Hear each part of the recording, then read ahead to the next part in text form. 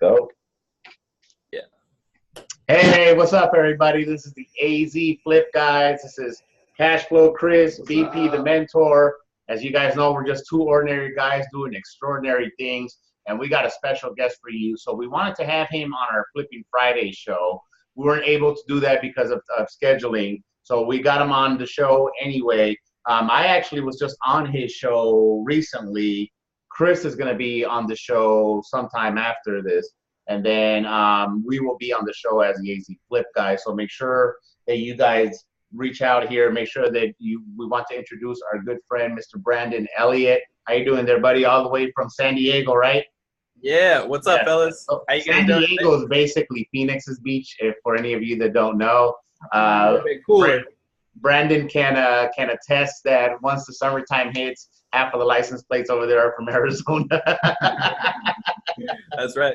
That's just the way it is. San Diego's beautiful, man. I used to, before I started traveling, I said that San Diego was where I wanted to die because it was so fucking beautiful. Yeah. I think now that I'm traveling, there's got to be a few other places. San Diego's the closest, most beautiful place in the world. Yes. So once you travel further away from Phoenix, you're going to see a lot. It's still nice, though. You know, what I don't like, what I don't miss about Southern California in general is that traffic. Now, when I first moved to Phoenix 20 years ago or so, the traffic in San Diego hadn't got to the level that it is now. Man, we were just there because we do a lot of networking, and one of the networking groups that we belong to, Secret Knock, they normally do their stuff in Southern California. We were over in San Diego, and yeah, man, that traffic sucked. and Brandon, you can also answer me this. I was very confused because all the traffic in the morning was going away from downtown, and all the traffic in the evening was coming into downtown. Every other city that I've ever been to is the complete opposite. Yeah. I don't know, man. It's a weird city, but I gotta love it. So, Brandon, let's get started here in this interview. Why don't you tell us about yourself? Why don't you tell us what you currently do, where people can currently reach out to you, and then we can kind of jump into the interview. Of course, yeah. Well, thank you guys so much for having me. I do appreciate it. So I'm originally from New Jersey. I moved out to San Diego about 7 years ago. And, a few years later, I kind of just stumbled in to working for an investment company that we were focusing on notice of defaults, so NODs. And I was doing kind of the grunt work and doing the door knocking. They gave me some access to doing background checks, stuff like that, finding out people's information. But that got me interested in real estate, and it kind of sparked the fire because I saw a lot of people in the office make a ton of money. I saw my boss; he wasn't even in the office. He made $600,000 on one deal just alone, and we were turning deals left and right. So it was definitely an exciting time back in 2012 out here when I think it was like one in 8 properties were up in foreclosure or pre-foreclosure. So it was pretty crazy at the time. But long story short, a few years later, I ended up saving up a little bit of money, and I was doing education when it comes down to reading as many real estate books as I could, YouTube, podcasts, and just any online presence. And then basically I ended up finally pulling the trigger and investing in Ohio. So I live out here in San Diego, but I invest over in Ohio, and I take advantage of the BRRRR strategy. So I look for distressed properties. I typically get them through word of mouth or just straight on the MLS because it is a buyer's market over there. I think that's been a lot of my success, just being in that buyer's market. I found a area that I resonated with that has a famous Catholic university, and just a few other things that are kind of more on the upcoming over there and drawing in some more attention. So I buy these distressed properties. I do a full remodel on them for the most part. And then I rent them out, I refinance them, and I get most or all my money back so I can just repeat that process. And typically how I fund these projects, I take advantage of credit as much as possible. and I build up high credit lines with my credit card companies. And then I do balance transfers for 0% interest, for 12 months or 18 months, whatever it may be. And awesome. So you moved to San Diego, and then sometime while you were living in San Diego, you stumbled upon real estate. What got you initially interested in real estate? Well, I was actually recruited into that company because I was doing door-to-door sales. I was doing sales for Kirby vacuum cleaners. Kirby's, yeah. Yeah. So I did that for a year, and I became pretty good at it. I was the best in like the office for getting. So there is nothing better that grows that thick skin than direct sales. Yeah. And direct sales, it's like, so, everybody hears that people have the fear of public speaking. But I think if they were really honest, I think people would rather public speak than do direct sales. Because direct sales is the hardest fucking thing out there. And it's one of the hardest ways to cut your teeth in sales in general. It's a numbers game. You're fighting against yourself, the mental agony that comes with it. You're having a bad day or somebody just told you something. There's a lot of things that come with being a direct sales person. How long did you do the Kirby's? So I did it for a year, and the first month sucked. Like, it was the worst. But after that, there is an art to it, and, a different style that you can bring your personality to, along with certain tricks and tips to kind of make it a little bit more beneficial on your side. So I worked for a direct sales company, and I think I lasted about 6 months or so, maybe a little bit more. But the guy who ran the company said this. It was probably one of the first few days. And it was with any direct sales company, it's a high turnaround. There's constantly people coming in and out. So I remember him saying that he said, guys, I promise you, if you stick to this for at least 3 months or 6 months, I promise you, you will never, ever have problem getting a job for the rest of your life. And goddamn, if he was right. If all the real estate stuff, the whole market ever crashes and it's all sucks and impossible to make money, and it's just like somehow somebody invents a new way for people to live or shelter or some shit, and we just aren't able to make any money, I know that I will always be able to get a job. And how do you feel, let me rephrase that question. What lessons do you think you learned from your experience and your time in doing direct sales with a company like Kirby? Yeah, so I definitely learned like body language, as well as people's like comfort zone, and understanding, like when you're doing door to door, like you gotta have, people are naturally fearful of a stranger outside their door. They don't know what the hell you're doing there, why you're there. And when you're dressed nice, and if you're really close to the door, that's not going to necessarily be like beneficial. So there's like a 10-foot kind of away from the door approach that I always did. I always act super goofy and like, hey, what's going on? And I would name drop some of their neighbors, even if I didn't, if I didn't get a good response from the neighbor, if I got their name, or I read on their mailbox, or yeah, I'd be like, hey, did you know that, Dave right next door, he's taking advantage of, what we're doing in the neighborhood, or whatever it may be. And just try to come off not harmful and on their side, and doing them a favor. And then once I got my foot in the door, then we did the demonstration. So so sales is an outstanding skill to have. So were you able to pretty easily translate that into the real estate game?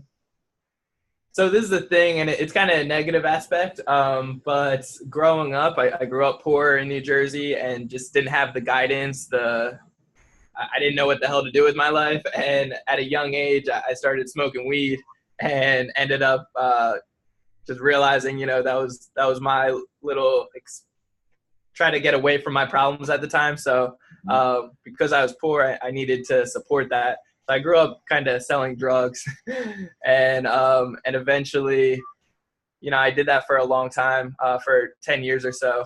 I've always said, because I mentioned it when I was on your show, but I grew up in the hood. I grew up in the ghetto in southern Los Angeles. And if people just realize that they can take those same skill sets that it takes to sell drugs, that you can run a business. And something like drugs in a sense sells itself, but you still have to do it. Real estate in a sense sells itself. Right. You just have to know how to do it correctly. Yeah. So you took the skills that you learned as a ex-drug dealer, and the skills that you you took the skills that you learned from doing direct sales. And because you were doing direct sales, you met somebody that then recruited you, say, hey man, you'd be great at door knocking for real estate for NODs, right? Yeah. Now, at that point, I'm assuming you were working for, what were you, like a flat fee or a percentage of the profit that they would make? Yeah, it was a flat fee. I believe it was like $2,500 at the time, and they would also give like incentives, like an iPad or a laptop if you got a bunch, stuff like that. Yeah. See, right now, when you're at your level you're at now, we kind of shrug that off and be like, oh yeah, they're giving me $2,500, knowing what they were actually making on it. But think about that. I mean, you're a young 20-something, and you have the opportunity to make $2,500 every single time you close a deal. I'm sure that the vacuum cleaning company wasn't paying you $2,500 per sale. Right? No, I made some good money with them. Sometimes I made, because I guess my sales experience, and I'm very competitive, so I like to make it a challenge. So certain days I made, $1,200, $1,500 in a day. Not bad. So it was fun, but the amount of time and effort it takes for you to make $1,200 to $1,500 in a day doing Kirby work versus the amount of effort that it would take for you to get a $2,500 check, those were completely different things. Yeah. But the lessons that you gained from that was amazing. Now, you went there. Now, I'm assuming that was in the San Diego area where you lived, where you started doing the door knocking. Yep. Okay, so what got you into then moving into Ohio? Because one of the things that we've noticed is that a lot of times when people they start in their local markets, and most people tend to stay there.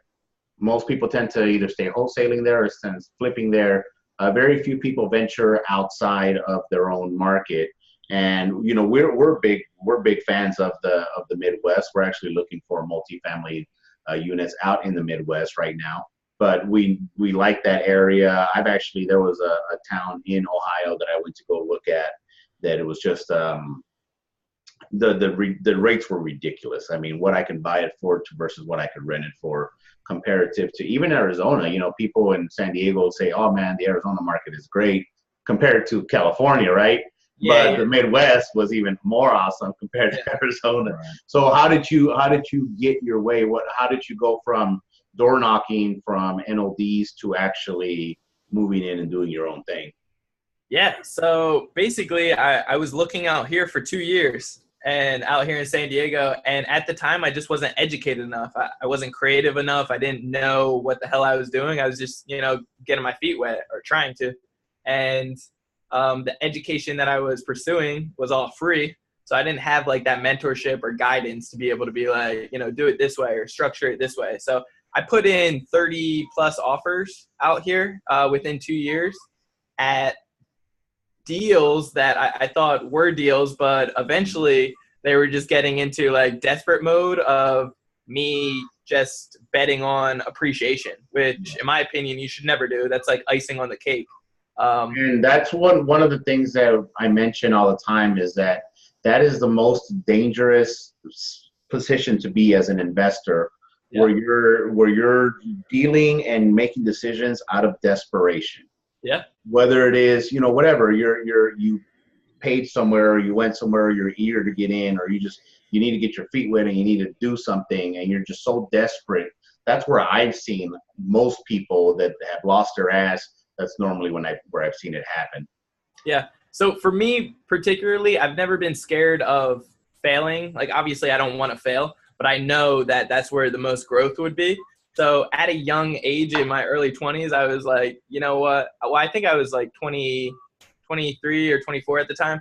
I was like, you know what? If I am going to fail, I'd rather do it now up front and then have some time to get my shit together and kind of transition. That's the exact same thing. I'm right about the exact same age. Yeah. So I'm glad I didn't. And basically, the long story short is that I kept on with the 30 plus offers that I put in here in San Diego. I kept on getting bought out by real investors that had no contingencies and all cash offers. And that just wasn't something that I knew how to address at the time. Okay, so you then started seeking out education. So you mentioned that you started the business, in the first 2 years in the business, you were doing free education. And that's basically books, things that you can find online, different things like that. At that time, you were currently door knocking, and you were obviously making some money doing door knocking. You were trying to look for your own deals, and you decided that, hey, man, I need to get more information. Where did you turn to? How did you eventually say, well, you know what, the Midwest might be a good place to start looking? Yeah, it's funny. I just basically, once I kept on getting denied here, I realized, you know what, it's just not working here. So I started looking in other areas. I'm originally from New Jersey, so I checked out over there at first. And nothing seemed to really, what I was just looking for on like Zillow or Redfin. I wasn't finding anything that caught my attention. So I looked in some other states, Colorado, Texas, and I still wasn't, I was still in the very new phase. But then I got recommended by 3 different people to check out Ohio. And I've always had something weird with me, like several times throughout my life, people will tell me to like check out some area or check out something like a book, whatever it may be. I'll ignore them at first. And then out of nowhere, I'll have 3 different people say the same thing within the same week. And I'm like, all right. So then I finally take advantage of it. And it's always been good for me. So it was the exact same situation. 3 different people within 1 week told me to check out Ohio. I started checking out, and for the most part, a lot of things cash flowed. And then I just tried to, I narrowed it down and started doing some research on all the areas, all the towns, and found one that I resonated with, that I saw, potential growth in the near future. So you did your homework, you locked down a town that you were going to start buying, and you decided that you were going to start buying properties yourself. Yep. Now, in the intro, when you were speaking, you had mentioned something along the lines that you have been able to use your good credit. So you came from a scenario where you didn't have a lot of money, but you did protect your credit. And there's, not everybody has bad credit out there, and there is people that have good credit. So you happen to have good credit, and you're able to leverage that. I know that we have each had experience with investors that have lent us money for flips that do the same thing. So people that have really good credit, they have 0% interest on a credit card for 12 months or so. They take it out, they use the money, flip it, get it, return it, and move on to the next one. Is that currently something that you were kind of doing? Yeah, no, exactly. I do that on a regular basis. I try to promote that for other people. I actually found out about that strategy from going to like a weekend real estate seminar, and the speaker at the time, he pulled out this big wad of nothing but credit cards, and he was like, "These are all my credit cards that I leverage pretty much wholesale deals, or like a." It was kind of like a fix and flip retail hotel deal. So I got inspired by that, and I was like, maybe I should look more into this. So I read a couple books on credit cards and credit in general, and then I learned how to get your credit line increase on your credit card. So I've done that several times for all my credit cards. I've picked out new ones. And then, most of them, especially nowadays, they really all offer you up front, like at the very least, like 6 months for a brand new credit card, 6 months, 0% interest, balance transfers, just a flat fee of like 2-3%, which is a whole hell of a lot less than hard money loans or private money in general.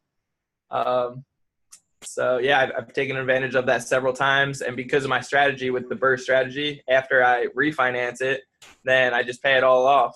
And then I have my credit line access again, and I can just ask for an increase. And because I'm taking advantage of it, they constantly love working with me, and they always increase my credit line.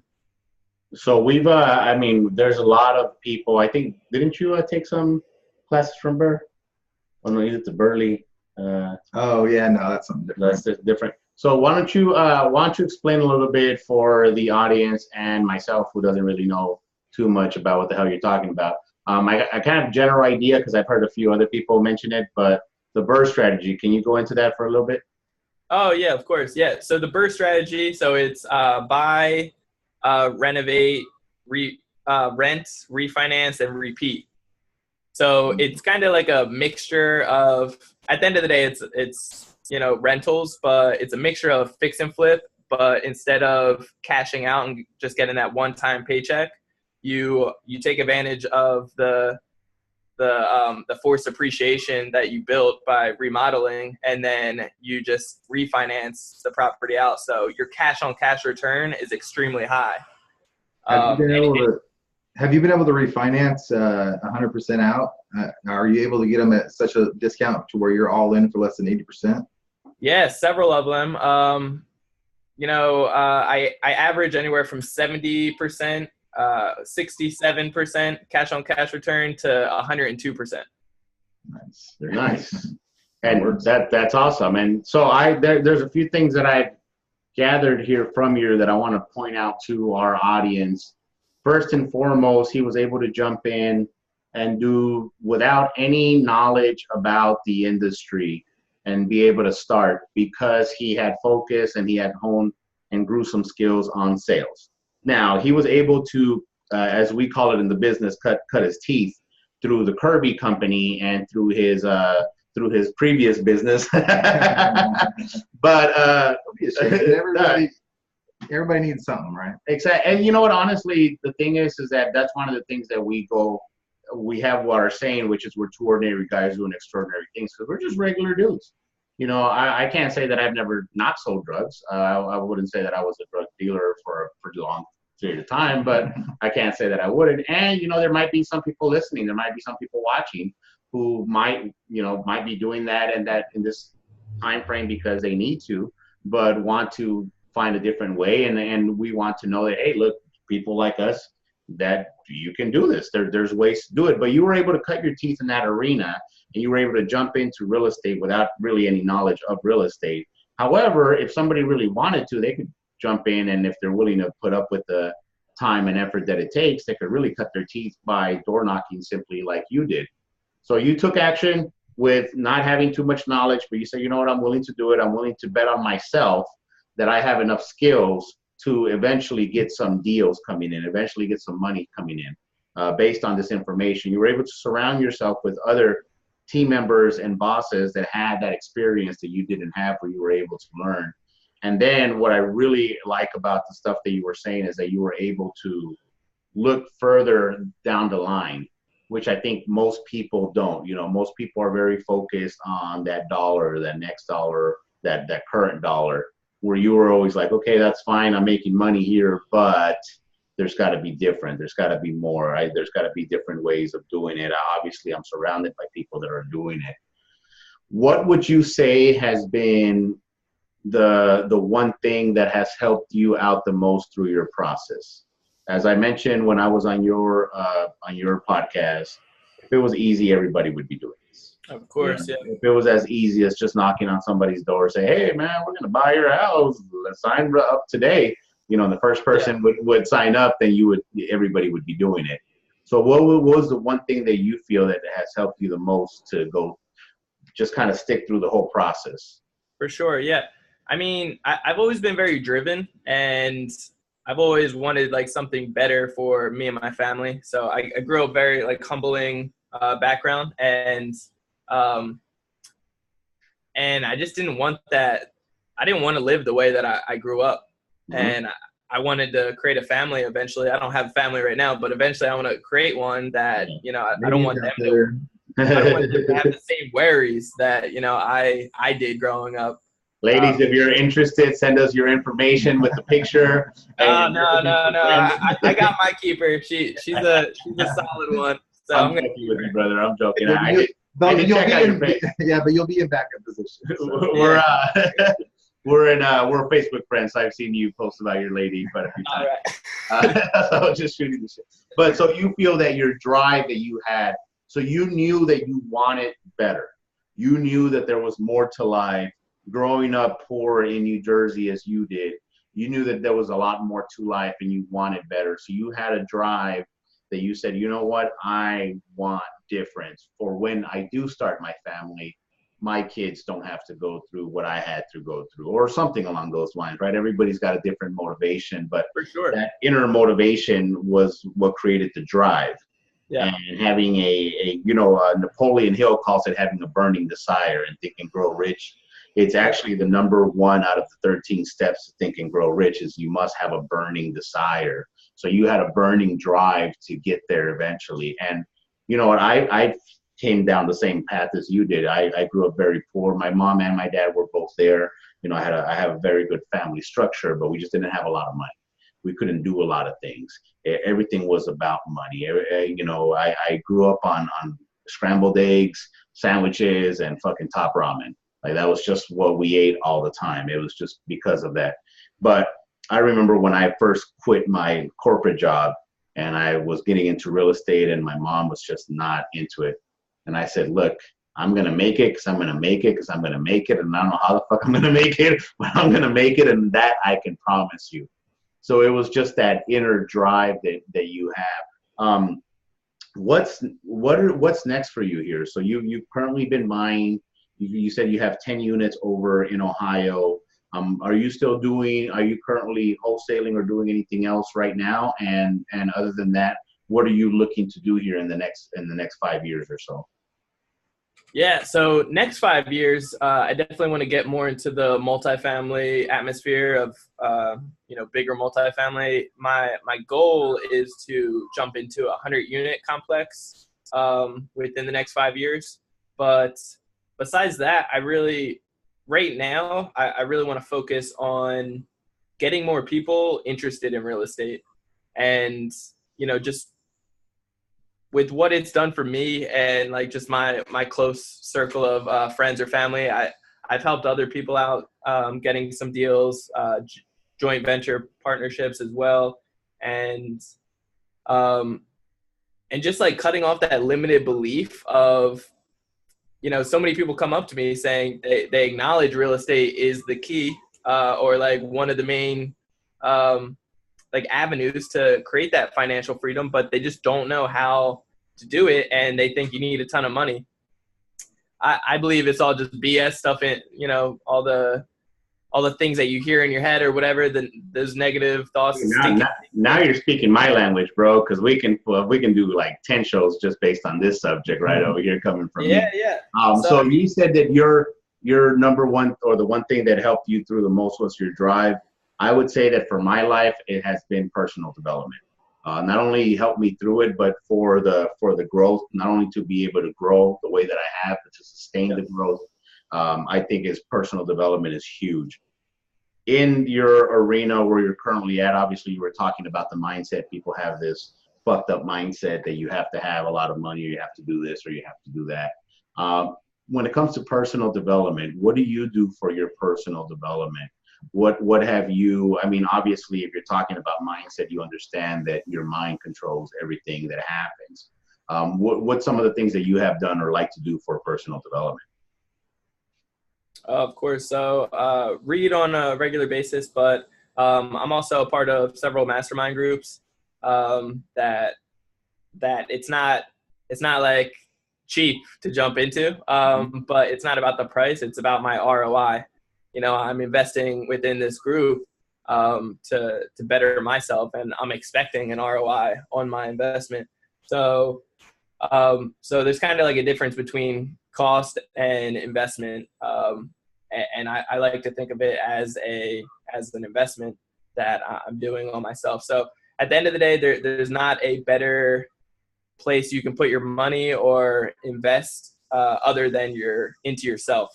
So your main source of personal development comes from your mastermind groups.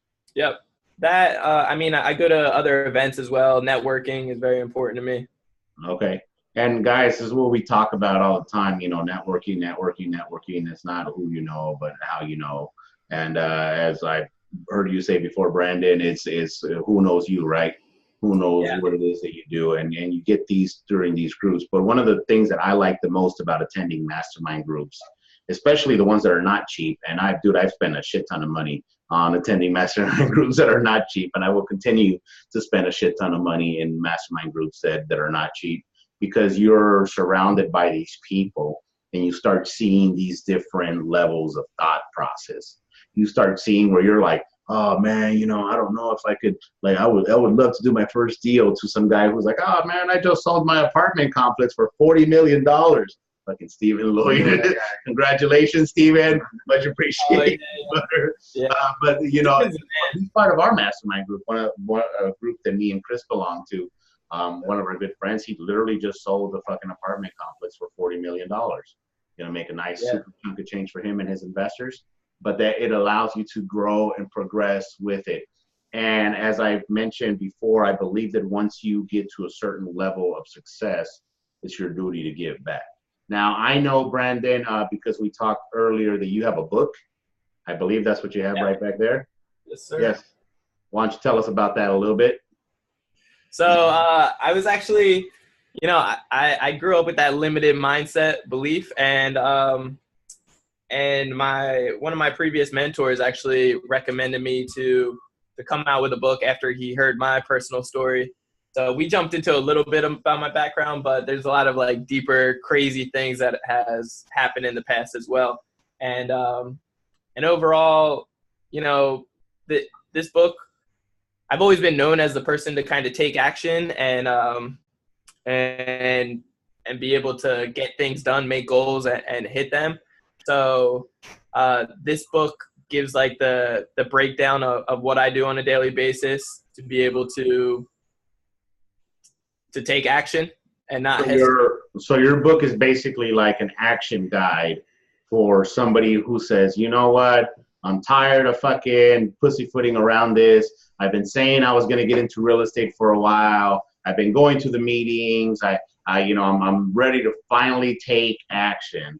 From the way that I understand it, and you tell me if I'm wrong, but your book is an action guide, a step-by-step guide for how they can take action getting into real estate in particular. That's right, yeah. And at the end of the day, there's a lot of stories in there of my personal just upbringing and certain things throughout my life, just because, you know, stories sell, not books. And people can relate to stories, you know. If people's perceptions are one thing. It's funny how many times people that just met me in the last few years have no idea about my background, have no idea, couldn't even imagine, and then just, oh, yeah, well, I guess you could have grown up there. Yeah, I don't even think about it that way. Yeah. So you really have to put it out there. I remember that it must have been like 5 years ago, man. People really started noticing me at that point. And I didn't want the attention. You know, when I first started, initially, like, I wanted to be a speaker, and then I was like, I don't want that shit no more. And I didn't want the attention. But people were giving me the attention, and I was complaining to my mentor, and I'm like, dude, I don't know why the fuck these people keep on following me. And he's like, because you're always sharing your story, because you're always talking about where you come up. You always talked about the struggles that you had. You always give credit where credit's due. So people appreciate that because they can relate. And that's what we were talking about earlier when you were sharing about your past and how you sold drugs for a while. You know, that's stuff that I believe needs to be shared. I don't think needs to be hidden. I believe that people need to know about that. And it sounds like you share different stories like that in your book. So where can people get your book? Yeah, there's a lot of deep stories in here that will kind of probably be a lot, you know, eye-opening if you just judge me from looking at me. But if you check it out, you're gonna see a lot of crazy things in here. You can find the book. It's action driven. You can find it on Amazon. So. Okay, perfect. So guys, I would highly suggest, if you are looking to get started, if you are looking for a guide, you know, a lot of times people's biggest question is, what do I do next? What do I do? That's probably the biggest questions that we get from newbies. What do I do? What do I do? And it sounds like Brandon here has created a book that tells you exactly what to do based on where he's at. I would tell you guys here that if you are going to get into the business, you need to invest in yourself. You need to invest in yourself through education, whether it is that's hiring a mentor, or whether it is that's taking information from a book, like from somebody like Brandon, who's already done it, working for free like Brandon did initially, because they weren't guaranteeing you shit at that company. I guarantee you, when you were door knocking, you only eat when you kill, right? Yeah. So you get to learn from their experiences, guys. And if you really want to do something and you want to start taking action, then you definitely want to make sure you get a hold of Brandon here, or make sure you get his book. So Brandon, they can get your book on Amazon. It's called Action Driven. Where can people get a hold of you in general? You guys can find me on social media, Brandon Elliott Investments, or check out the website, BrandonElliottInvestments.com. Perfect. So if you guys need to get a hold of Brandon, then you know where to get a hold of him. You can get a hold of him here online on Facebook. You can get a hold of him on his Facebook pages. As I'm looking here behind you, you got your social media at Brandon Elliott Investments. You got your website there, BrandonElliottInvestments.com. Make sure you check that out. Brandon, is there anything that you want to leave the audience with, man? Anything that you want to say, anything that you kind of want to leave before we let you go here? Yeah, of course. Yeah, I mean, I definitely want to encourage people not to live in fear and realize that there will be ups and downs, but if you just go for it, take action and plan ahead and have kind of some backups, but don't overthink things, don't overcomplicate it.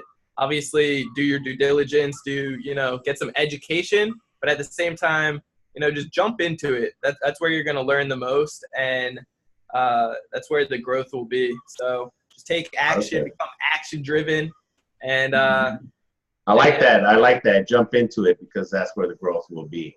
And yeah, you know what? Dude, that's freaking awesome. That is a great last tidbit for you guys. This is something that we talk about all the time. So Brandon, we really appreciate you. Really appreciate you sharing your story here. It sucks that we couldn't do it on the Facebook Live, so we will have to set up a future one where we'll do a flip, guys, just because we might talk about specific topics like investing out of state or some shit like that, so people can come in and they can ask questions and we'll be able to answer the questions live. That'd be awesome. You guys stay tuned for that. Make sure you peep out Brandon, your podcast. What's the name of your podcast? It's Ready, Set, Go Real Estate Investing. Perfect. So Ready, Set, Go Real Estate Investing, wherever you get your podcast information. Make sure you subscribe, listen to Brandon's stuff. How many episodes do you have so far? It's like 24. Perfect. So he's got 24 episodes.